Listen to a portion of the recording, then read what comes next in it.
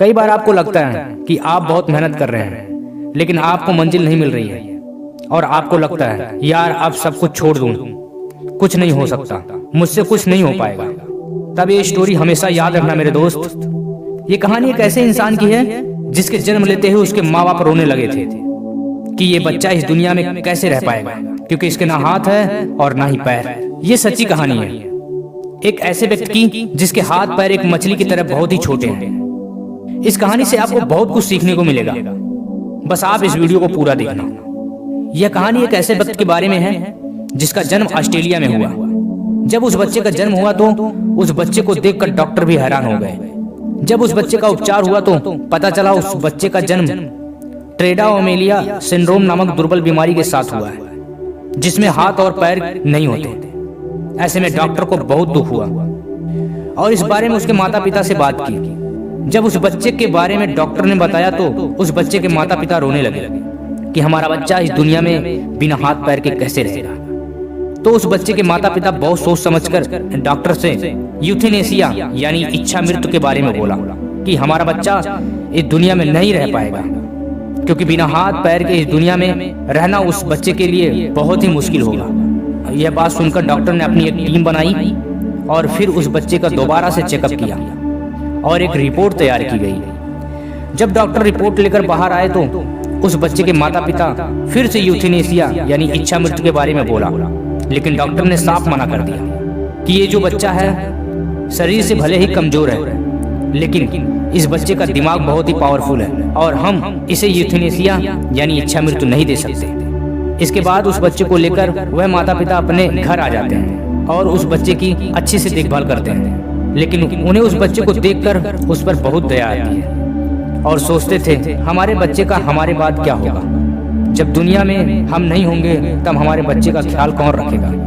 वह बच्चा धीरे धीरे बड़ा होता गया और जब उस बच्चे को यह बात पता चली कि उसके माता पिता ने उस बच्चे के लिए इच्छा मृत्यु की मांग की थी तो उस बच्चे को बहुत दुख हुआ। उस बच्चे ने अब यह निश्चय कर लिया था कि कुछ भी हो जाए अब मैं अपने माता पिता को और परेशान नहीं होने दूंगा और उन्हें दुख से बाहर निकाल कर ही रहूंगा। जब कोई इंसान अपनी स्थिति अपने हालातों से लड़ने की ठान लेता है उसी वक्त से उस इंसान की जिंदगी में परिवर्तन आने लग जाता है और ऐसा ही कुछ उस बच्चे के साथ हुआ। उस बच्चे ने ठान लिया मुझे इस दुनिया में अपनी एक पहचान बनानी है और उसने यह करके दिखाया। आज वह बच्चा पूरी दुनिया में एक मोटिवेशनल स्पीकर के रूप में जाना जाता है जिसके लाखों करोड़ों चाहने वाले हैं।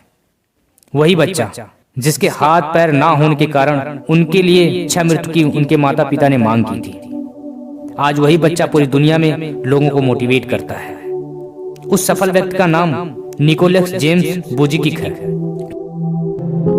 The first thing I want you to take away from today is this: you will have good days and you'll have bad days, but you will always learn something more or something new, and you will learn more overall. इतनी बड़ी परेशानी होने के बाद भी निक बुजिकिक ने पूरी दुनिया में अपनी एक अलग पहचान बनाई है। तो जाहिर सी बात है दुनिया का हर व्यक्ति कुछ भी कर सकता है, बस खुद को पहचानने के लिए देर है। जाहिर सी बात है बिना हाथ पैर के भी एक व्यक्ति अपनी जिंदगी को इतना एंजॉय कर सकता है, तो आप तो कुछ भी कर सकते हो।